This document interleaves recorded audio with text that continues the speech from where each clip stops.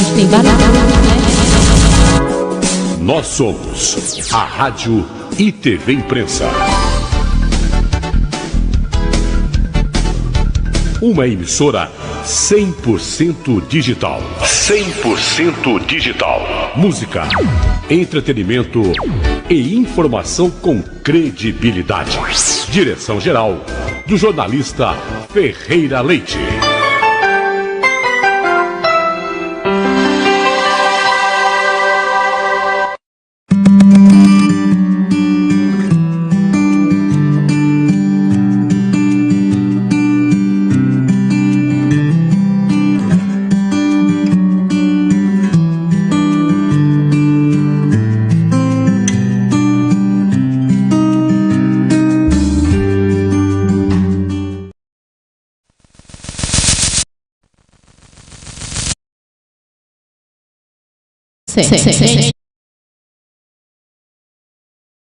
Falhas acontece, gente, o programa é ao vivo. Boa tarde a todos aí que estão aguardando mais uma edição do programa Inclusão, gente.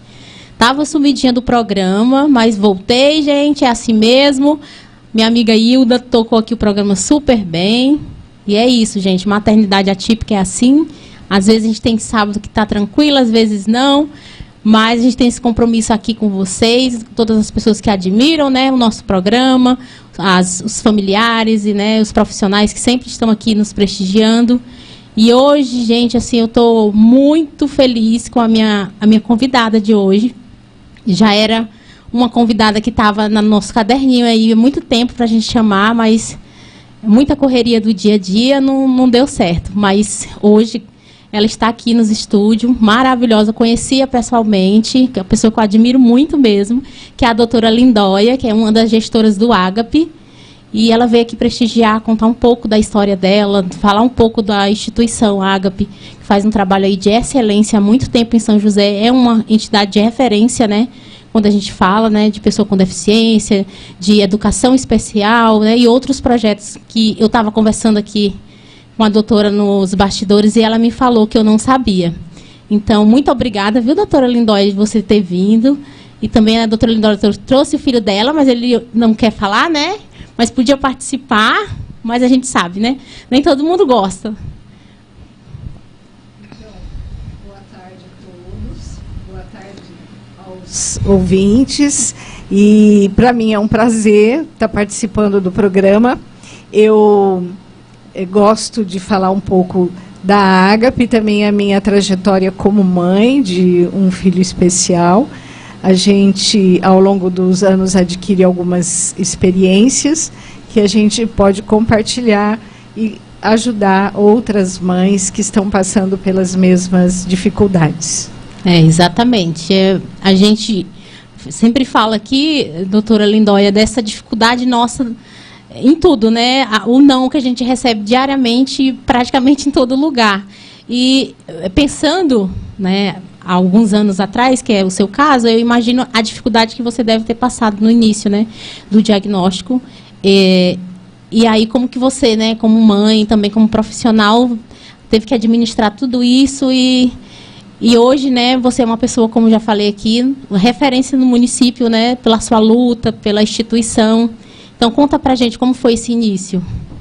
Bom, o Tarsis, o meu filho, ele nasceu com a síndrome de Down. E foi no ano de 1988, ainda não existia internet, não existia Google, as informações a gente tinha com muita dificuldade, em bibliotecas, com profissionais, ou acessando alguma associação que pudesse nos ajudar. Então, logo no início, a gente tem aquele impacto, né, e procura notícia, procura informação, como lidar com aquilo. E eu sou da área biomédicas, né, fiz faculdade de odontologia, e eu fui procurar a biblioteca da minha faculdade. Primeira informação, falei, vou lá na minha faculdade, vou ver se tem algum livro, alguma informação. E eram livros antigos, com informações muito negativas, inclusive assim, até desatualizadas. E eu fiquei assim um pouco chocada, né? Mas Deus é bom, né? Ele manda pessoas, manda situações que nos ajudam, né? Aí o meu cunhado me trouxe alguns livros que ele comprou fora e foram bastante reconfortantes, aprendi muito, aprendi como lidar com o bebê, como ajudar, e foi muito interessante que eu até me interessei por um livro, Como Ensinar o Seu Bebê a Ler, e eu fiz cartazes, porque ele tinha 8 meses e eu já queria que ele aprendesse a ler. Coisa de mãe maluca, né? Mas a mãe que tem um filho especial, ela começa a tentar muitas coisas até que não tem muita lógica. Mas, assim, de tudo, eu acho que serviu para estimulá-lo, né? E, graças a Deus, ele se alfabetizou, fez até o ensino médio. Mas, no início, a gente arrisca. Alguém diz, faça isso, faça aquilo, e a gente se arrisca para ter resultados melhores, né? Mas tem um livro e um documentário que se chama Do Luto à Luta, né, que foi feito por um jornalista de São Paulo, que tem uma filha com síndrome de Down, que até participou de uma novela da Globo. E é verdade, a gente passa do luto à luta mesmo, arregaça as mangas e começa a entender o que é necessário fazer e partir para fazer, para mudar a situação, para melhorar a situação do filho que a gente ama tanto e quer que aconteça com ele o melhor, né? Exatamente. E a gente, né, quando recebe, né, doutora, o diagnóstico, a gente vê os prognósticos, como a gente estava falando nos bastidores, e às vezes isso desanima muito a mãe, e aí a mãe, no desespero, como você falou, estava fazendo cartazes para um bebê de 8 meses, e aí porque a gente não quer também dar o braço a torcer para aquele determinado diagnóstico, prognóstico, e a gente sabe que a literatura às vezes é cruel mesmo, né? Eu me deparei no mesmo sentido, eu queria estimular, fazer o máximo de tudo, porque na minha cabeça meu filho já tinha perdido tempo, né? Mas eu fico muito feliz e eu sempre enalteço muito esse protagonismo das mães, e não é porque elas querem ser, não, é porque são obrigadas a ser, né, a protagonista dessa história, porque a maioria dos casos, às vezes a mãe é a única, né, ali para fazer esse trabalho com a criança, de correr atrás das coisas, né, e a gente fica muito feliz em saber que você não quis guardar isso só para você, né? Quando você recebeu o diagnóstico do seu filho, eu acredito que essa união das famílias fizeram que acontecesse muita coisa, né? Sim. No município, por conta disso, que eu acho que praticamente tudo que a gente tem hoje de política pública no Brasil é em decorrência da luta. Sim, foram as famílias que lutaram. Então, pela pessoa com deficiência, principalmente a deficiência intelectual, não são eles que lutam, né? São as famílias que lutam por eles. Tem que garantir os direitos, conquistar direitos. E dessa forma, são as instituições especializadas, que eu também respeito muito, né? As APAES, as Pestalozes, as primeiras, Lanamara, né, que é deficiência visual, as primeiras instituições que apareceram no Brasil, tanto para deficiência auditiva, deficiência visual, deficiência intelectual. E eu respeito muito, porque elas também lutaram para conquistar os direitos dessas pessoas, e assim como as famílias também, né? E até hoje lutam, né? Se você for ver. Agora, falando um pouco do caso do autismo, agora mesmo foi uma briga, né, para poder aprovar o parecer 50. Então, foi um monte de profissionais que trabalham com essas crianças, adolescentes e adultos, as famílias, né, e todo mundo se junta. E a importância dessa união é que eu sempre falo aqui quando as meninas estão aqui juntas também, porque a gente se conheceu através da luta, né, como mães de crianças com autismo.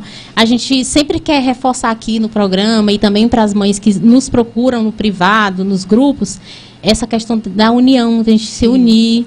A união faz a força, já diz o ditado, né? Exatamente. Então, é muito importante. Tudo que foi conquistado, não foi conquistado por uma pessoa, mas por pessoas que lutaram e batalharam, né? Eu acho que no Brasil, a legislação tem avançado bastante. O que não tem avançado é o cumprimento da legislação. Mas a legislação no Brasil é bastante avançada, até relacionando com outros países aí, né, comparando, a gente tem conquistado bastante questões aí, avanços, direitos na lei. Mas na prática nem sempre isso tem acontecido. E a gente tem agora que lutar para que a lei seja cumprida, né? É o que a gente sempre fala aqui, a lei do Brasil, ela é linda, né? Ela é perfeita. Se você for ver a lei, você fala, meu Deus, se tudo que está no papel realmente fosse, né, aplicado com 100% no que a gente precisa, saúde, educação, assistência social, eu acho que estaria todo mundo muito feliz, né? E todas as crianças se desenvolvendo dentro do esperado. Mas, infelizmente, não é. Infelizmente, não é. Mas a gente tem que estar sempre atento e lutando para que as coisas mudem e melhorem, né? A gente não pode desanimar, não. Tem pessoas que desanimam. Ah, não vou mais lutar. Não é assim. A gente tem que conseguir união e conquistando novos espaços para eles, porque eles são cidadãos e eles têm direitos como as outras pessoas também têm. Então a gente tem que estar garantindo esses direitos a eles. E eu também sempre falo aqui que algumas famílias eles têm a falsa assim, impressão que o convênio, que os serviços particulares vão fazer tudo e às vezes esquecem de cobrar as políticas públicas dentro do SUS. Certo, porque a gente paga impostos e a gente, como cidadão, tem que estar cobrando também para que esses impostos sejam revertidos em benefício, né, de todo cidadão, inclusive dos nossos filhos, das pessoas com deficiência. Então, realmente não é só o convênio, não é só o particular. O serviço público também tem que atingir aquelas pessoas, principalmente porque grande parte da população que tem deficientes na família, eles não têm uma renda, né, suficiente para pagar serviços particulares, né? Aqui no município mesmo, uma coisa que me preocupa muito são as crianças pequenas, os bebês, quando recebem diagnóstico, e eles não têm esse serviço, esse convênio, né? E quando tem, o convênio não assume um diagnóstico de uma doença que é pré-existente. Então, se ela já havia no ato de você fazer o convênio não assume a responsabilidade por doenças pré-existentes. Então, os bebês precisam de um atendimento, porque eles estão na fase de desenvolvimento entre 0, 3, 5, até 7 anos, né, na parte do sistema nervoso, que precisa de um atendimento, de estimulação. E quando isso não é feito, na idade certa, não tem como recuperar o tempo perdido. A gente tenta consertar alguma coisa, mas não recupera o tempo que foi perdido. E o que vai acontecer? A vida toda aquela pessoa vai ser mais dependente do SUS, mais dependente da assistência, porque ela não vai conseguir alcançar a autonomia de vida. Exatamente. A intervenção precoce é muito importante, né? Muito mesmo. E no município hoje, eu acho que, no público mesmo, eu acho que a PAI, né, tem um projeto assim. Só a PAI. Infelizmente. E a gente o Gaia parece que tem, né? Desde o ano passado o projeto. Atualmente tem um projeto no Gaia. Mas, assim, a gente precisa pensar nessa política do atendimento precoce. Na verdade, não é precoce. Precoce é se fosse... É na idade certa. É na idade certa, é verdade. Né? Nem pode se usar esse termo precoce. É o atendimento que ele precisa naquela idade. Dentro daquele marco, né, que a criança precisa atingir. Eu lembro mesmo quando eu precisei, o meu filho já tinha passado praticamente do tempo. Mas graças a Deus a PAI me acolheu muito bem, eu tive todo o suporte lá. Mas o projeto lá é excelente. Nossa, maravilhoso. Muito pena que não dá para todo mundo, né? A cidade é grande, não tem como atender todos. Precisaria ampliar, né? Até a gente teve aqui uma profissional da PAI que falou também sobre isso. E aí falta essa união, às vezes, das famílias no geral, porque eu escuto muito assim, a mãe falando assim, eu não vou em reunião cobrar nada, não, porque meu filho está no convênio. E aí eu falo, gente, mas até quando vai ficar no convênio? Porque o meu filho tá, mas eu não sei até quando, porque sobe muito, né, o valor. A gente tem outras demandas, né? A gente não sabe o financeiro da gente, hoje pode estar tudo bem, amanhã pode não estar. E eu penso, gente, como você falou, a gente paga impostos, então a gente tem que buscar o direito dos filhos da gente, né? E aí as mães meio que, não estou precisando. E não é assim, a gente tem que pensar nesse espírito mais coletivo para que essas coisas permaneçam, né? E sejam duradouras. Porque para ter um projeto em determinada instituição, você vai falar muito melhor do que eu, né? Nessa questão de projeto da Ágape, existe todo, né, um processo. Você não consegue montar um projeto ali do nada, né? Não, é bem difícil. É bem complicado. Até que não é tão difícil, mas manter é muito difícil. Então, é complicado, gente. E essa união que a gente fala é isso mesmo, é você apoiar o outro, pensar. Hoje eu não estou no lugar do outro 100%, porque eu tenho, né, apoio ali médico, tenho uma equipe, mas sei lá, e amanhã se eu não tiver? Eu sempre pensei assim, então, eu sou aquela mãe. Eu já fui em reuniões, doutora, e chegou lá, mas você nem utiliza o serviço. Eu falei, mas eu sou cidadã, eu moro, pago imposto e eu tenho direito sim de vir. Não é porque eu não utilizo o serviço que eu não esteja preocupada com o serviço. A gente escuta muito isso também. Porque quando a gente vira mãe, né, a gente começa a participar mais. Antes eu não participava tanto. Parece que a gente é mãe de todos, né? Você não é mãe só do seu. Não, a gente não fala mais o meu filho, eu me sinto fala assim, as crianças, né? Eu me sinto mãe de uma função. Não, mas você é referência no município. Eu acho que você é uma referência tipo de... Não sei, vou procurar ela para ver se ela consegue me ajudar. E eu queria, doutora Lindóia, que você falasse agora da Ágape, quando que foi fundada, como que foi, quais os projetos que vocês desenvolvem. Então, a Ágape foi fundada em 1996. Na época, o Tarsis tinha 8 anos. E nessa época, no município, existia muito menos recursos, né, do que existe hoje. Quando o Tarsis nasceu, e eu fiquei preocupada com escola, já desde que ele era bebê, eu procurei uma escola estadual aqui em São José, que tinha salas especiais para algumas deficiências, e eu comentei, olha, eu tenho um filho com síndrome de Down, ele é bebezinho ainda, mas eu já estou pensando, que escola onde ele vai estudar? E a resposta foi, isso em 1988, a escola estadual não aceita criança com síndrome de Down. Na época. Depois veio esse movimento da inclusão, né? E teve lá uma convenção de Salamanca, quando o Brasil participou e se comprometeu, né, com as questões da inclusão. E aí a gente foi vendo passo a passo pequenas mudanças que hoje resultam na obrigatoriedade de toda a escola aceitar a matrícula de uma criança com deficiência. Mas a realidade era muito diferente, né? Na época, em 1988. E depois, com o passar do tempo, né, ele fez pré-escola, em escola regular. Depois, quando ele foi crescendo, a gente já começou a ficar preocupado. Eu e meu marido, que escola, onde vai estudar. E nós nos organizamos junto com outras famílias e a gente fundou a ASIM, que foi a Associação para a Síndrome de Down. E, passado alguns anos, a gente fundou a Ágape, porque a ASIM era, na época, ela era específica para a síndrome de Down, só aceitava crianças com síndrome de Down. E eu tinha amigas que tinham filhos com deficiência intelectual por outras síndromes, outras causas.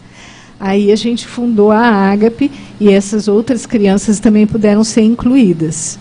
Isso em 1996. Né? A Ágape está fazendo 28 anos. Logo, logo vai fazer 30 em 2026. Olha. 28 anos.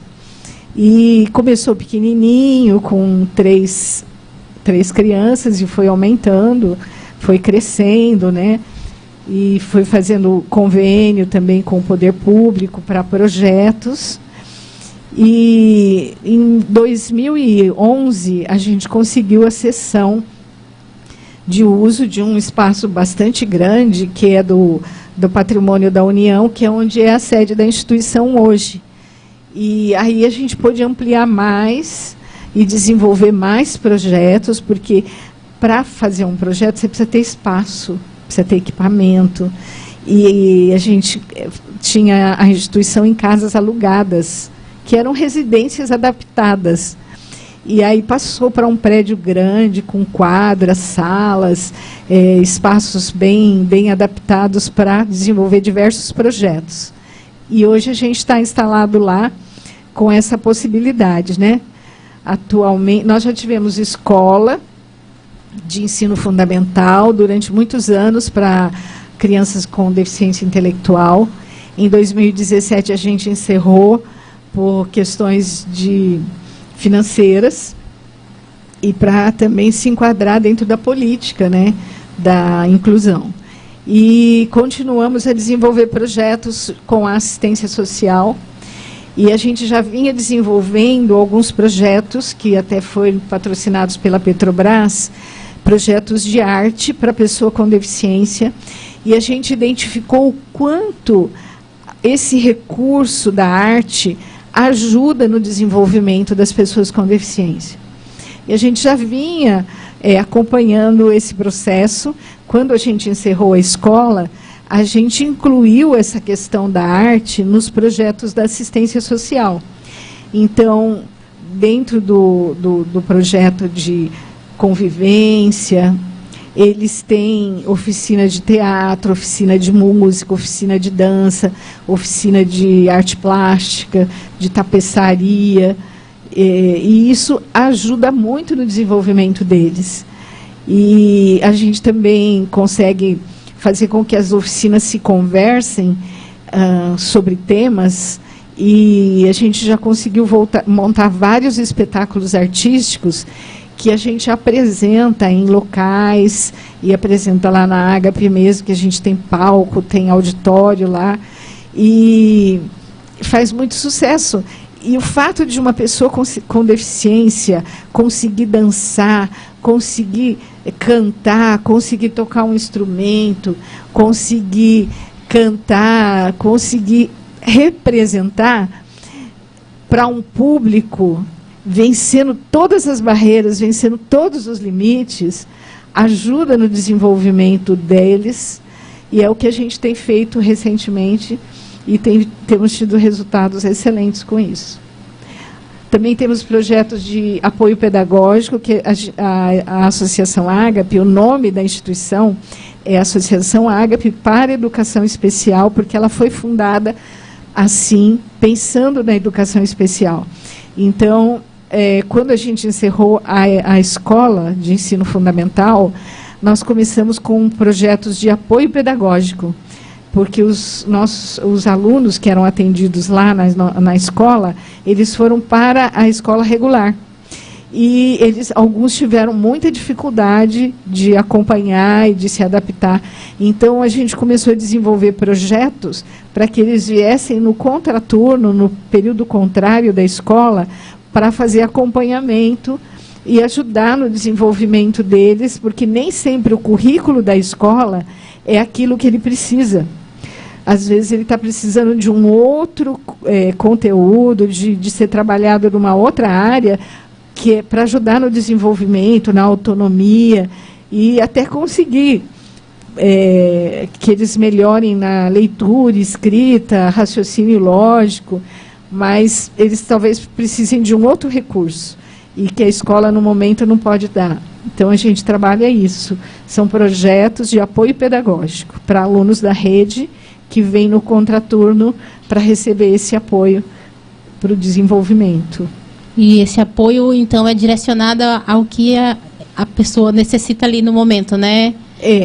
O apoio pedagógico, né? É assim, o aluno é encaminhado pelas escolas ou a família procura de forma espontânea. Quando a criança chega, ela passa por um período de avaliação. aonde ela se encontra? Ela já iniciou o processo de alfabetização ou não? O que ela precisa para começar esse processo? Também no raciocínio lógico, aonde ela se encontra? Da onde é que eu preciso partir para ajudá-la, né? Nem muito aquém, nem muito além de onde ela está. E aí a gente consegue, com essa avaliação, fazer um plano de ensino educacional, que é o chamado PEI, e a partir desse plano é que vai ser trabalhado. O trabalho não é só individual, embora o PEI seja individual, o trabalho é feito em grupo de 10. Né? Então, 10 com 2 professoras, são trabalhadas aquelas questões que eles estão precisando no momento. A gente também gosta de trabalhar com projetos temáticos, né? Então, esse ano, por exemplo, foi trabalhado um projeto chamado Identidade, porque muitos deles não sabem a data de nascimento, o nome da rua onde mora, nem o sobrenome. Então, você tem que começar por aí, né? Se a criança se perder, eu vi notícia, esse ano teve uma notícia de um menino com síndrome de Down que foi encontrado na Dutra, em Jacareí, e a polícia ele não sabia dizer onde ele morava, não tinha o nome da rua, o nome dos pais completo. Então, eles precisam aprender pelo menos o básico para ter um pouco de autonomia. E esse projeto trabalhou essa questão, identidade. Quem sou eu, né, onde eu moro, quando eu nasci, quantos anos eu tenho, quem é minha família. Então, a gente gosta de trabalhar alfabetização, raciocínio, tudo, mas dentro de um projeto temático. Que legal. E às vezes a própria família, né, doutora, pode achar que isso não é importante, né? Mas realmente saber onde mora, o nome da mãe, um número de telefone, né, um ponto de referência, isso é muito importante para a autonomia que a gente busca muito, né? Sim. Porque quando a gente fala, meu filho também tem deficiência intelectual, né? A gente fala muito na autonomia, porque eu sei até, né, que ponto ele pode chegar, né? E para nós, pais, a autonomia é muito importante, né? A gente não pensa no futuro, né? E aí a gente sabe que a gente não é para a vida toda, né? Para sempre. E aí a gente pensa, meu Deus, eu tenho que deixar o meu filho mais funcional possível, né? Para ele também ter essa integração com o meio, né? E com as outras pessoas. E é muito bacana quando a gente encontra instituições que são comprometidas, que tem, né, como fundadores pessoas que passam por o que as famílias passam também, não que não né, que seja um critério obrigatório, mas eu acho que é uma forma mais sensível ainda de lidar com determinadas situações. E hoje, doutora, para chegar até os projetos da Ágape, pode ir diretamente ou geralmente é encaminhado por algum serviço do município, por exemplo, CREA, CRAS? Isso. O serviço de convivência é conveniado, né, tem um termo de parceria com a Secretaria SAS, que é a Secretaria da Assistência Social, né? Uhum. E esse projeto, ele vem, os atendidos vêm encaminhados pelo CREAS, porque é o serviço especializado da assistência, né? Então, primeiro a pessoa tem que ir ao CRAS, depois o CREAS, e aí o CREAS vai encaminhar, de acordo com a entidade que tem vaga naquele momento, ele encaminha, porque é uma rede. Então, são várias instituições que atendem pessoa com deficiência no município, conveniadas, né? E o CREAS encaminha. Já o projeto de apoio pedagógico, ele atualmente ele está sendo financiado pelo CMDCA, o Conselho Municipal dos Direitos da Criança. Então, nesse caso, pode ser encaminhado por escola ou busca espontânea da família. A família se interessou, soube do projeto, vai lá, procura. Então, ela é uma busca espontânea. Não tem necessidade de passar por nenhum outro órgão. A gente também tem um projeto recente, que eu estava comentando com você, porque já há alguns anos que nós temos conversado, os diretores da instituição têm conversado, que a nossa missão é atender pessoa com deficiência. Mas nós estamos localizados numa comunidade e a gente recebeu um imóvel muito grande para desenvolver projetos.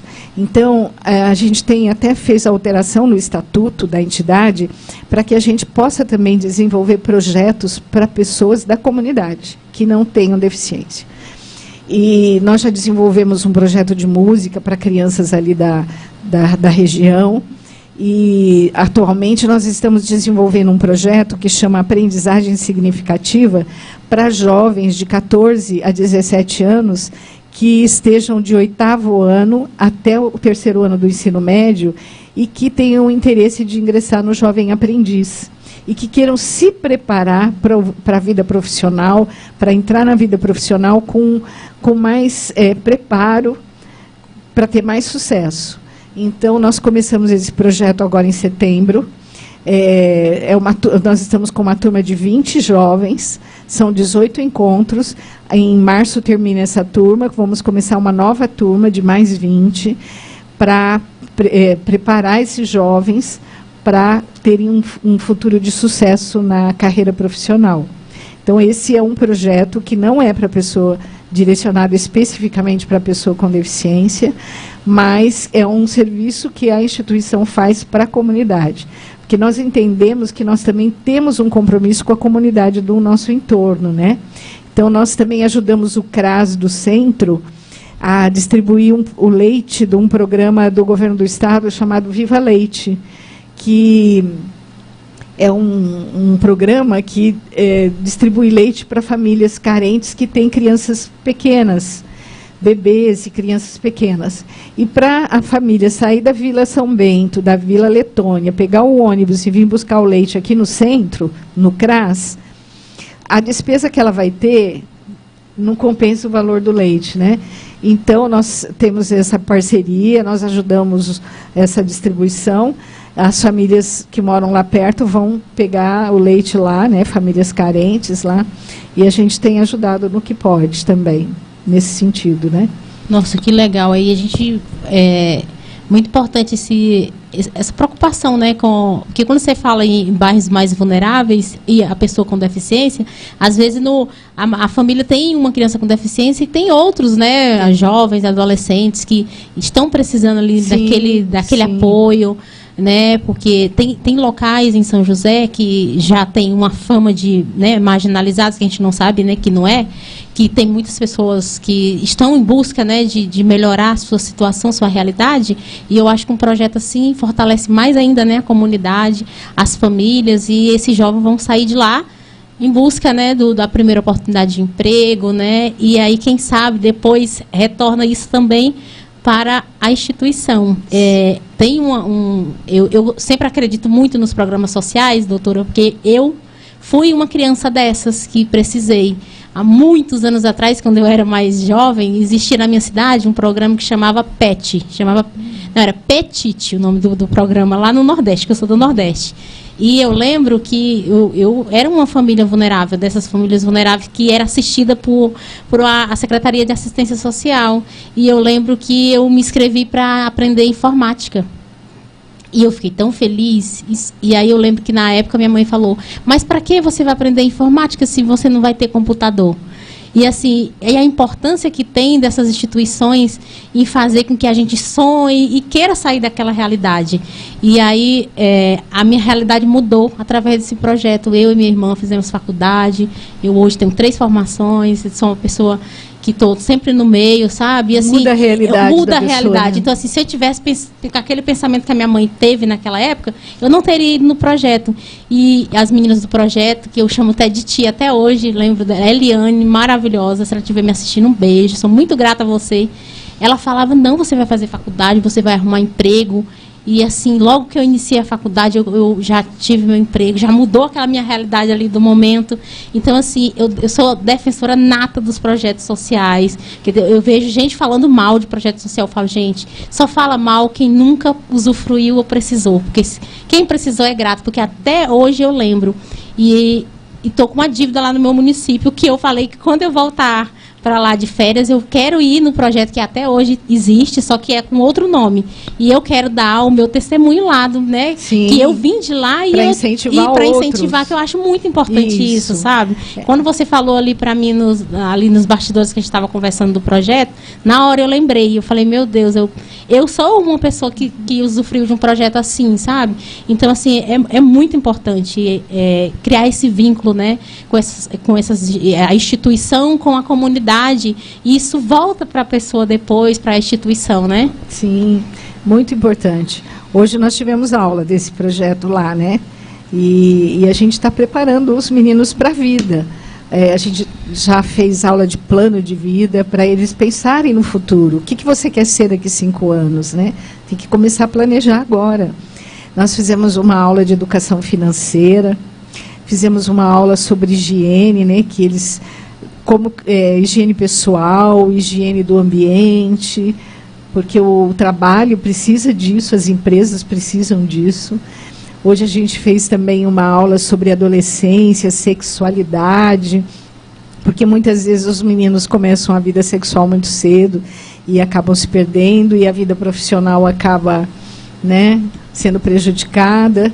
Então, a gente quer dar para eles uma formação. Hoje nós tivemos uma aula de informática também, eles têm aula de informática, e aprendendo o pacote, pelo menos o Office, né, que é o que vai precisar nas empresas, o básico, né, e eles ficam encantados, porque alguns têm computador em casa, mas eu fiquei impressionada, eles não sabem nada eles têm TikTok, eles sabem gravar vídeos, eles sabem tudo de Instagram, mas eles não sabem fazer uma planilha de Excel.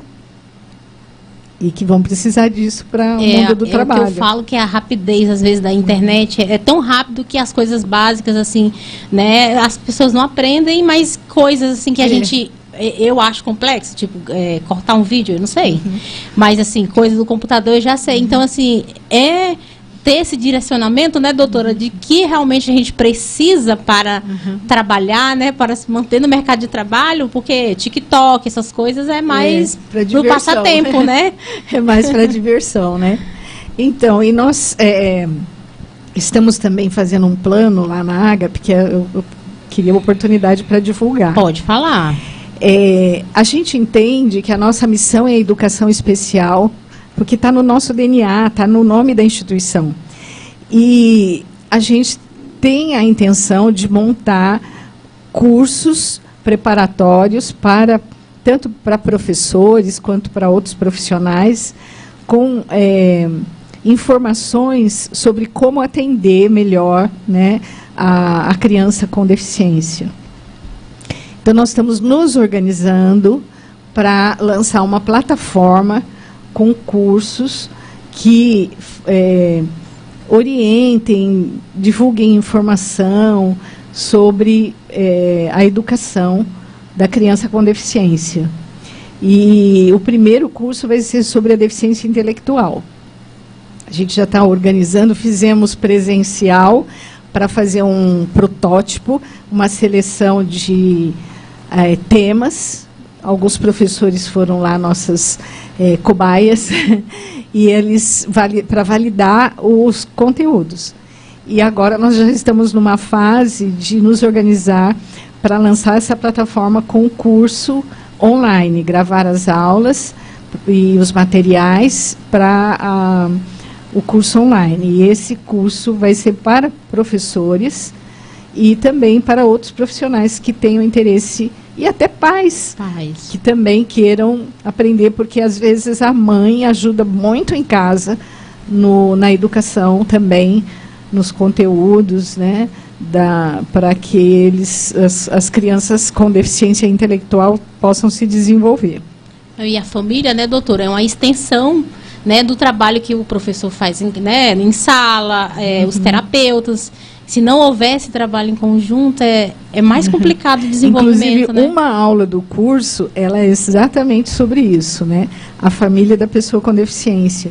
Então, as características da família, como engajar a família, como conseguir que a família assuma a corresponsabilidade, porque a pessoa com deficiência, ela depende, principalmente a intelectual, ela depende da família, assim, 100%.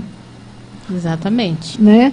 Em tudo ela precisa da família. Então, na educação, se os profissionais da educação não conseguirem a parceria, pode ser com a mãe, pode ser com o pai, pode ser com o irmão, pode ser com a tia. Já teve caso de vizinho. Que legal, gente. A vizinha assumiu a responsabilidade de ajudar. Então, tem que ser alguém da família, ou próximo da família, que seja corresponsável, que ajude aquela criança no desenvolvimento dela. Então, esse projeto, doutora, vai ser aberto, então, para profissionais, né, que queiram, professores, e familiares. Isso. É uma plataforma que a gente vai lançar. O custo do curso vai ser um custo, né, razoável, para que seja bem acessível, porque o nosso objetivo é a divulgação da informação.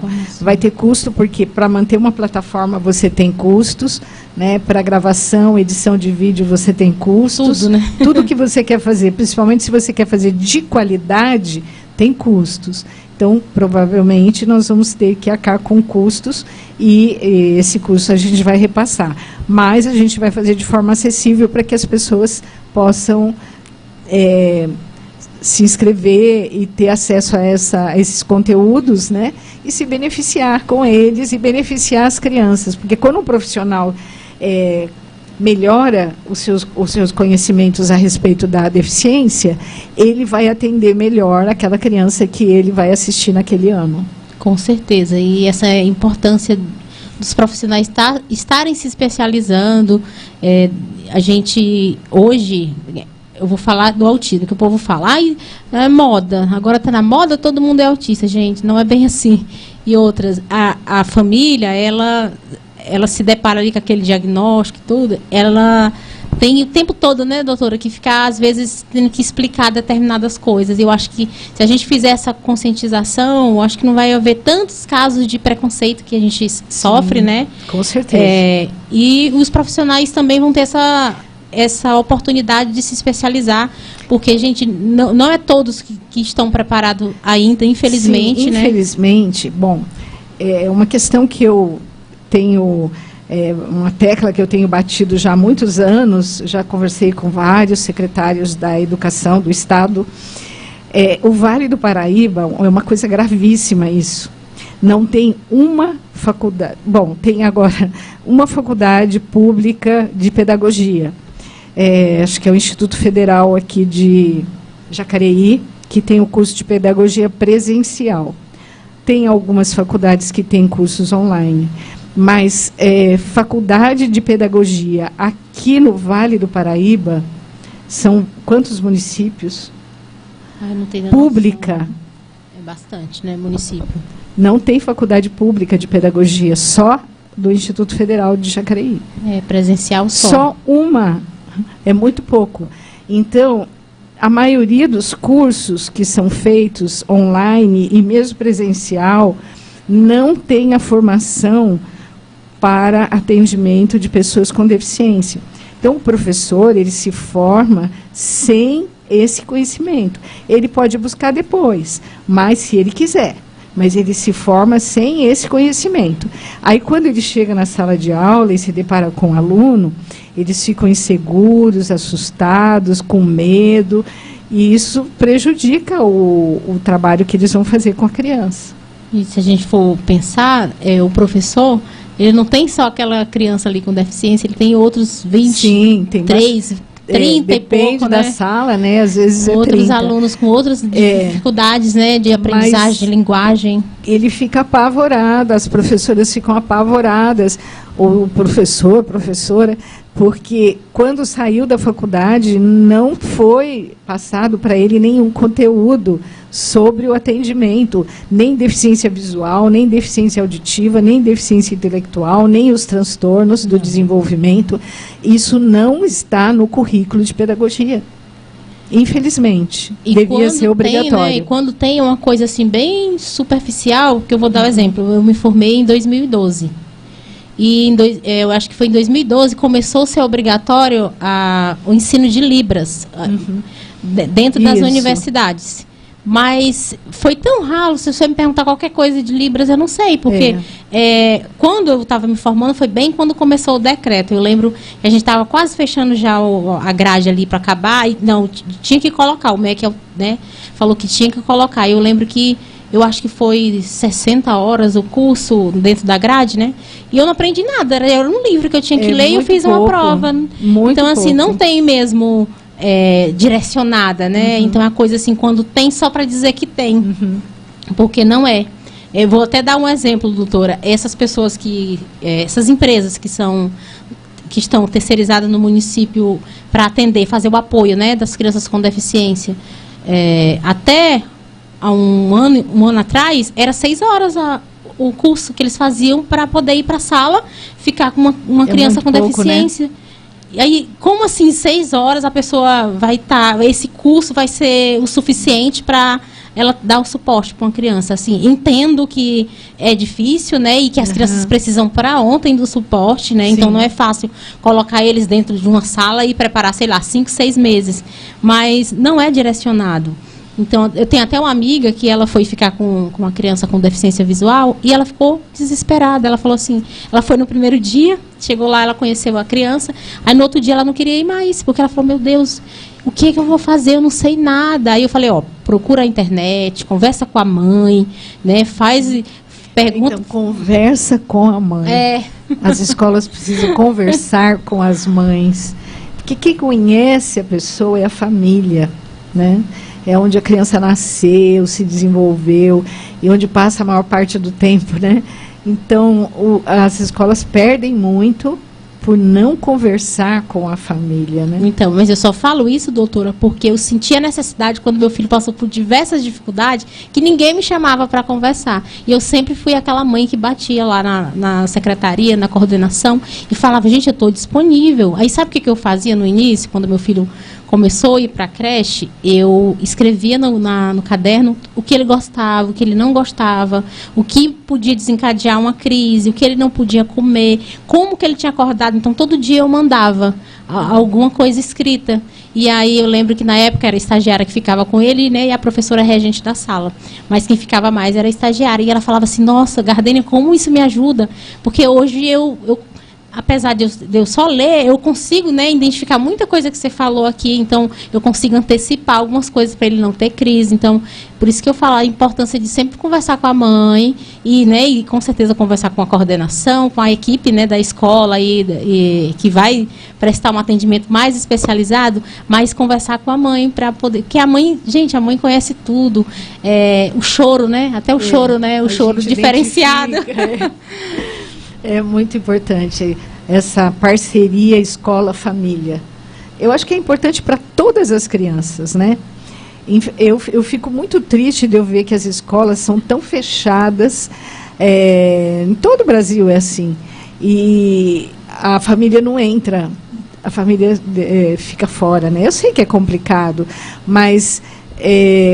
a escola está dentro de uma comunidade, ela tinha que se relacionar mais com essa comunidade. E, infelizmente, a escola fecha o portão. Ninguém entra. Você tem lá uma janelinha com a qual você consegue se comunicar com alguém lá. Eu sei que tem questões de segurança, né? Hoje em dia está bem complicado a questão da segurança. Mas eu acho até que a questão da segurança... Também, né? O fato de...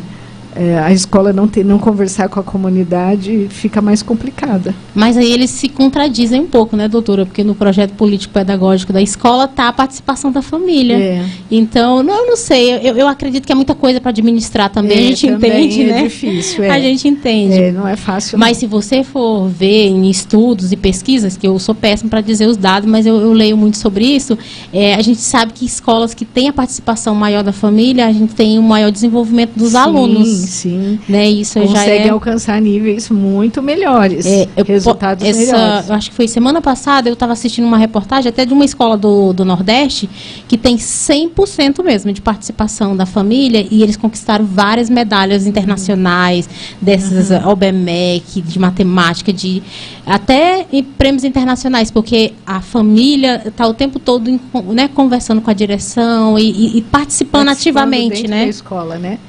Então, não é fácil, porque, assim, relações humanas é complexo, né? Então, eu sei que para administrar isso não é fácil, mas que o resultado é melhor, quando você abre essa possibilidade de diálogo com a família, da família estar participando de questões da escola, está sendo ouvida, né? Isso não só para as crianças com deficiência, mas principalmente para as crianças com deficiência, porque a escola fica perdida e às vezes a criança fica pelos corredores. Mas eu estava conversando, doutora, com uma amiga minha, que é advogada, minha amiga também, mãe atípica como a gente, e ela estava falando para mim, nossa, hoje eu descobri que a clínica do meu filho, que faz as terapias do meu filho, entre eles não se conversam com outros terapeutas. Aí eu falei, como você descobriu? Ela falou, porque eu recebi um relatório que não condiz nada com o que o outro profissional falou. Aí ela falou assim, é possível ele ser tão diferente de um profissional para o outro? Aí, às vezes a gente se depara, né? Não estou dizendo que é o caso específico dessa pessoa, mas às vezes a gente se depara com isso. Eu já senti isso também, doutora, que eles não trabalham, parece que não se conversam, e é muito importante isso. Nossa, muito. Por isso que hoje a gente fala nem multidisciplinaridade, a gente fala transdisciplinaridade, porque uma disciplina perpassa pela outra, né? A pessoa não é segmentada numa área, outra área, ela é uma pessoa completa. E todas essas áreas, elas se interligam, né? Por isso que tem que ter um diálogo entre os profissionais, um diálogo entre a família e os profissionais. É muito importante, muito importante. Eu sempre converso com os profissionais do meu filho, que eu estou aberta, até a crítica deles também, porque às vezes a gente, como mãe, a gente peca muito, né? Eu até falo, na minha casa eu sou só mãe, eu não sou profissional de nada, porque muitas pessoas também falam, nossa, mas você é professora, seu filho não é alfabetizado? Eu falei, gente, meu filho tem uma deficiência intelectual, de moderada para severa, e lá em casa eu sou a mãe dele.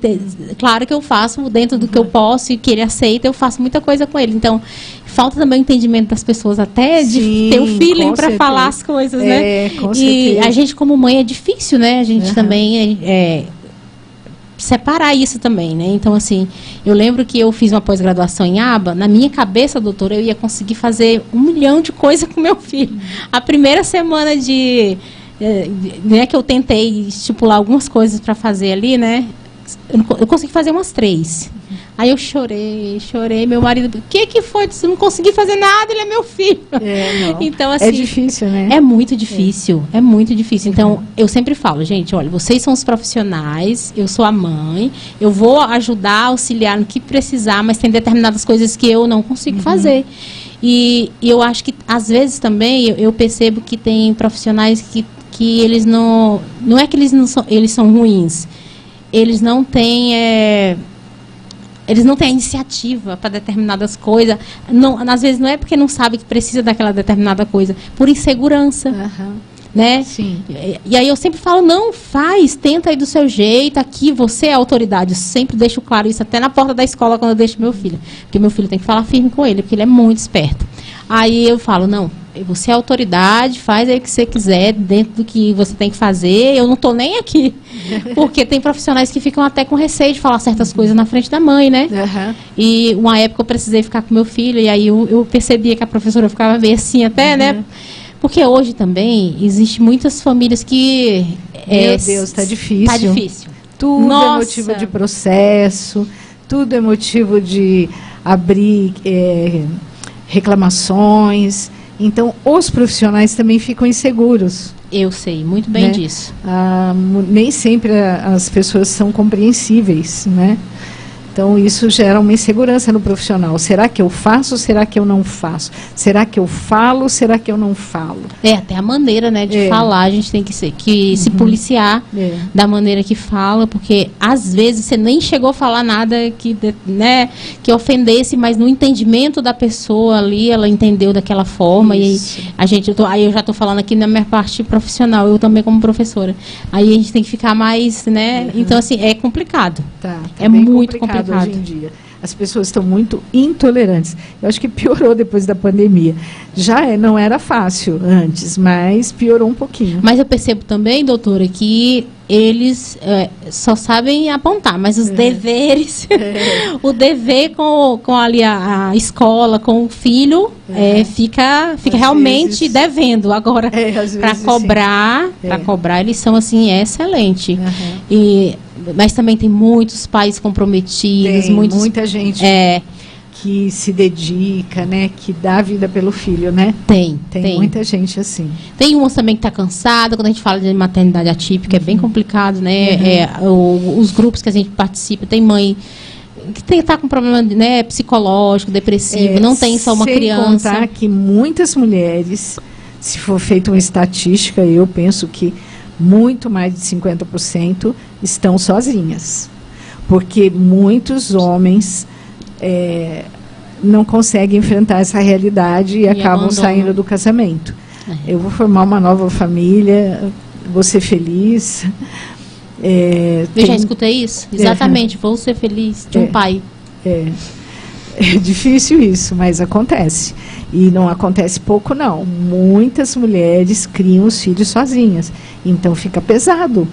Muito pesado. Porque a sociedade, no geral, ela já é muito pesada com a mulher, a figura da mulher geral, né? No dia a dia. E aí, quando é uma mãe atípica, com uma criança com deficiência, que tem que fazer toda uma adequação de tudo na vida. Porque quando você se depara com a deficiência, independente de qual seja, nível e tudo, a gente fala nível porque tem coisas que precisa falar, mas a deficiência é deficiência, né? Independente. Aí fica muito mais complicado, porque eu acho que a gente é mais cobrada ainda. E às vezes... E a gente se cobra, né? Muito. Nossa, muito. A gente se cobra. Eu estava fazendo agora, semanas atrás, um balanço uma retrospectiva do que eu fiz. Eu falei, meu Deus, eu não fiz nada. Eu não fiz nada que eu tinha planejado pro ano inteiro. Aí meu marido falou assim, você tá se escutando? Você faz um monte de coisa, você queria fazer mais o quê? Aí eu falei, nossa, além das pessoas me cobrarem, agora eu tô me cobrando também. Mas a gente se cobra, né? Muito. Como profissional, como mãe, como pessoa. Falei, meu Deus, eu coloquei aqui no meu caderno que eu ia ler não sei quantos livros, eu ia fazer isso, eu ia mais na igreja, eu ia fazer mais algum projeto. Não fiz praticamente nada, mas... A gente tenta, né, fazer o que deu, né? Fiz o que deu. E é isso. Doutora Lindóia, pois o programa está quase encerrando. Eu queria que você deixasse uma mensagem aí para as famílias que estão em casa, para essas mães, né, mães solos, que a gente sabe que tem muitas que estão aí tristes, final do ano cansada, né? Tem muita que tá. Eu mesmo já estou quase já pedindo férias, né? Chega o final do ano, gente, a gente já está pedindo já para descansar uns dias. E também eu quero que você puder deixar o número de contato da Ágape ou o endereço, quem quiser ir lá. Ou também eu sei que vocês também precisam de voluntário, né? Eu acho que eu vi no site, né? E aí, se você quiser também, às vezes tem um profissional, alguém que queira, né, ser voluntário em algum projeto. E a Ágape é uma associação sem fins lucrativos, então está sempre precisando de ajuda também. Pode doar, né, doutora? Isso, claro que pode. Claro que pode. A gente também trabalha com a Nota Fiscal Paulista, quem quiser nos ajudar doando, né, cupons. Tem um tipo de doação que é automática, que você programa no celular, no site Você pode entrar no site da Nota Fiscal Paulista e programa para fazer doação automática do cupom para a Associação Ágape de Educação Especial, né? E também estamos abertos lá para receber visita, telefona, avisa, agenda, que a gente está, assim, sempre recebendo pessoas, é uma alegria, né? Ontem mesmo a gente fez uma apresentação do espetáculo, a gente está com um espetáculo montado, chama O Mágico de Oz, né? e os atendidos da Fundaz do Putim foram lá, 2 ônibus, para assistir o espetáculo, e a gente fica super feliz quando recebe visita. Então, se alguém quiser lá ligar para conhecer, estamos ali abertos. É na Vila Letônia.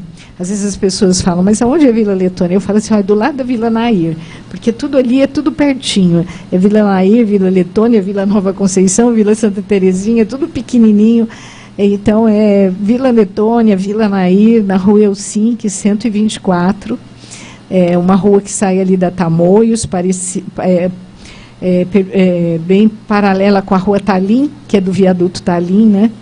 Então, se alguém quiser ir lá nos conhecer, a gente tem site, que é www.agape-sjc.org.br. O nosso telefone é 12, né? 39315722. E nós estamos lá. A gente também tem serviço de o nosso assistente social, sempre recebe as pessoas que precisam de orientações, porque as pessoas às vezes não vêm para buscar uma vaga, mas para buscar uma orientação. Então a gente também recebe lá, ajuda, encaminha, né, para os serviços do município, e estamos lá à disposição.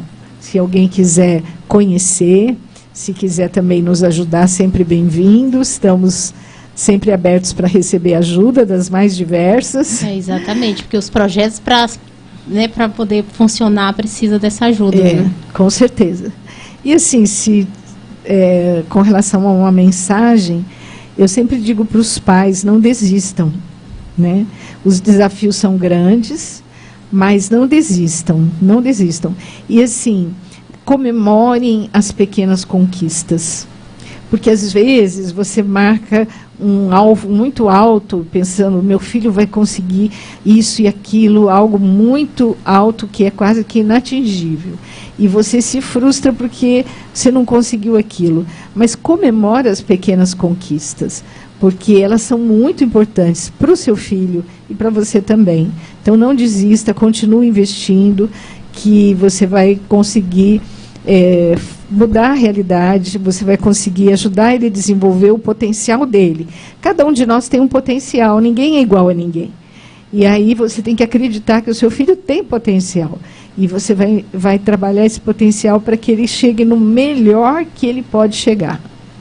E com qualidade de vida e feliz, que é o que eu sempre falo. Antigamente, eu enchia meu filho de múltiplas tarefas e terapias e um monte de coisa. Aí depois eu fui vendo, eu falei, ele não está feliz. Não, estressa a criança. Ele não está tendo ganhos. Não ajuda no desenvolvimento dele. E aí no começo, doutor, eu achava que eu estava fazendo pouco ainda. E aí depois eu fui pensar, falei, meu filho tem que ter uma qualidade de vida boa e ele tem que estar em atividades e coisa que ele gosta. Eu sei que tem coisa que eles não gostam de jeito nenhum, né? Que a gente não vai deixar de levar. Mas assim, eu estava sobrecarregada, eu estava sobrecarregando ele e eu estava com uma expectativa muito grande, que, como você falou, que era inatingível. Então, assim, às vezes falta isso também. E essa sensação que a gente tem é porque a gente é mãe, a gente quer o melhor, né? E aí, às vezes, você quer estimular seu filho o máximo. E hoje, não, eu estimulo dentro do que ele precisa, mas eu tento buscar atividades e coisas que ele gosta, que eu vejo que ele vai feliz, animado. A gente precisa tá aprendendo, mas está feliz. Porque a pessoa, se ela não está feliz, fica mais difícil aprender. Exatamente. Gente, pois muito obrigada a todos que estiveram aí no chat, ou depois vão assistir, né, pelo link do YouTube. A gente está aqui, o programa está aberto para receber famílias que queiram falar, queiram um espaço de fala, ou falar de transtornos e deficiências que são raríssimas, que a gente não tem conhecimento, né, dentro do município, profissionais. Semana passada a gente teve a Simone aqui, que falou sobre o TDL, que eu pouco sabia sobre o TDL, né? E aí foi maravilhoso o programa dela, e várias mães já vieram nos procurar, falando, nossa, meu filho tem o TDL, e aí foi uma profissional. Então, assim, é tão importante quando vem alguém falar, né? E o programa é para conscientizar, trazer informação, fortalecer, né, essa união das famílias, o vínculo, porque eu acho que todo mundo está lutando pela mesma coisa no final, né? Que nossos filhos tenham autonomia, que tenham um estudo de qualidade, educação. e que as políticas públicas saiam realmente do papel e funcionem, né, como a gente necessita. E é um caminho, né, diário, uma luta diária que a gente faz, né, às vezes individualmente ou em grupo, depende, né? Mas a gente fica muito feliz, doutora Lindóia, que você veio aqui. Foi uma honra receber você aqui. Você realmente é uma pessoa... É uma honra para mim também, de poder participar. E, assim, falar da instituição, falar da sua vida, né, da sua luta, e isso é muito gratificante. Às vezes tem uma mãe em casa que está precisando escutar, porque, como você falou, você nunca desistiu, né? Você sempre teve, e está aí até agora ainda na luta, né? Porque é uma luta... Lá atrás era uma, agora é outra, e amanhã a gente já está pensando em outra, né? Isso. E aí você pensando no coletivo, que é o que eu assim, sou fã dessas mães que vêm aí né, de vanguarda aí de trás, que estão aí lutando e pensando sempre em agregar para o município, para as pessoas, trazendo essa informação, não pensa só em si, né? Então, assim, é muito importante, gente. Então, por isso, quando eu recebi o convite, como eu estava falando para a doutora aqui nos bastidores, eu falei, gente, o que eu vou fazer nesse programa? Eu não sou profissional da área de comunicação, na minha cabeça eu tinha que ser. Aí depois eu fui entendendo. Quando a gente recebe os elogios, e às vezes até a crítica, e a gente está aberto também para receber críticas, as pessoas falando, nossa, que bacana, eu nunca vi um programa assim que fala, né, que corre atrás, que as mães podem falar a dor dela ou a felicidade. Então, assim, esse é nosso papel, a gente está aqui para aprender, e é isso, gente. Fiquem com Deus, um ótimo final de semana a todos, tá bom?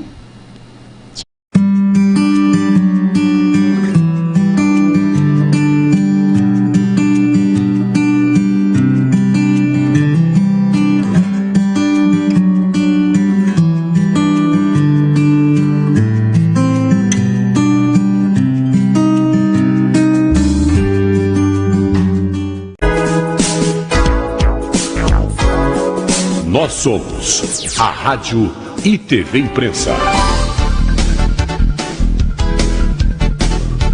Uma emissora 100% digital. 100% digital. Música, entretenimento e informação com credibilidade.